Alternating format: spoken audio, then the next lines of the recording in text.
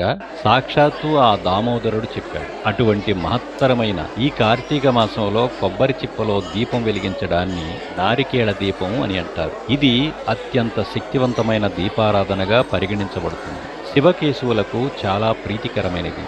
ఈ దీపం వెలిగించడం వల్ల అఖండ ధనయోగం, ఆర్థిక సమస్యలు పరిష్కారం అవుతాయి. కార్తీక మాసంలో దీపారాధన యొక్క ప్రధాన ఉద్దేశం పాపాలను పోగొట్టుకోవడం. నారికేళ దీపం వెలిగించడం ద్వారా తెలిసి తెలియక చేసిన పాపాలు హరించుకుపోతాయి. అలాగే జాతక దోషాలు అంటే గ్రహాల వల్ల కలిగే చెడు ఫలితాలు, గత జన్మ కర్మదోషాలు కూడా తొలగిపోతాయి. ఈ దీపం వెలిగించే వారికి జీవితంలో ఉన్నత స్థాయి లభిస్తుందని, కోరిన కోరికలు నెరవేరి అష్టైశ్వర్యాలు లభిస్తాయని నమ్మకం. దీపం కాంతి అజ్ఞానాన్ని, చీకటిని తొలగించి శుభాన్ని సూచిస్తుంది. నారికేళ దీపం ఇంట్లో సానుకూల శక్తిని పెంచి పవిత్రతను ఇస్తుంది. నారికేళ దీపం పరమశివుడికి చాలా ఇష్టం.